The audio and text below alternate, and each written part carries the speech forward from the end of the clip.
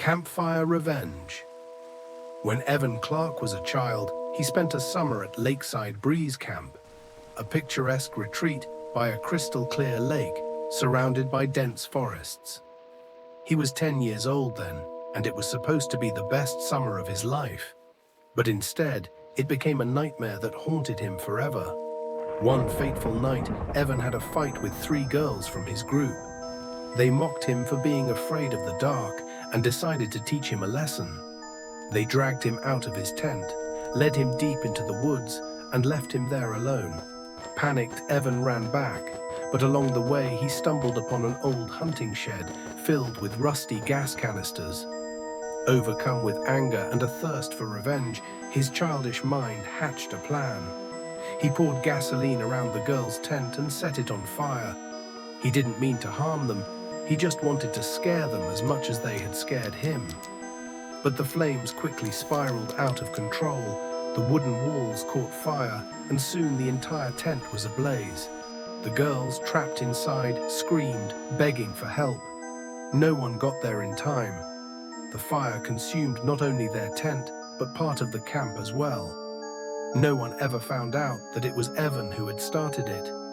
20 years later, Evan was living in New York, working as an architect, trying to forget that night. But the memories wouldn't fade. Every night, he dreamed of the camp, smelled the burning wood, heard the screams.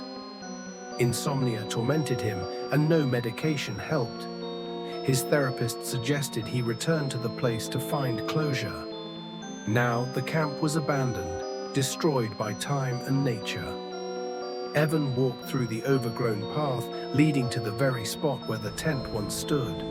The remains of its burnt frame were still there.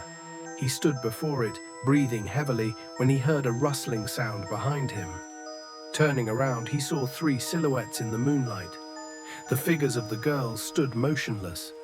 Their clothes were burnt, their skin pale and ashen, and their eyes were empty black voids. They stared directly at him. "You came back, Evan," one of them whispered. His legs buckled. He couldn't breathe. He wanted to say he was sorry, but the words stuck in his throat. "Did you think you could forget?" asked the second. "Did you come for forgiveness?" the third added. Suddenly, the world around him shifted. He was a child again, standing with a gas canister in his hands, feeling that same childish rage in his chest. But now he couldn't change anything. The girls screamed once more, flames engulfing their bodies, and he stood frozen, paralyzed by terror.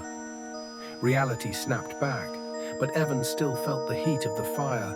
He looked down and saw that his legs were burning. He screamed, falling to the ground, rolling in the grass, but the flames wouldn't go out. They ate away at his skin, turning flesh to ash, but the pain never stopped. The girls stood over him, silently watching as he burned, just as they had once burned. The next morning, fishermen found his body near the ruins of the camp. It was charred beyond recognition, yet there were no signs of fire anywhere nearby.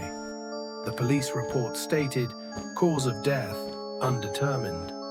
But local legends say the Lakeside Breeze Camp is still cursed, and if you listen closely at night, you can hear the whisper of children calling out the name of the one who made a fatal mistake.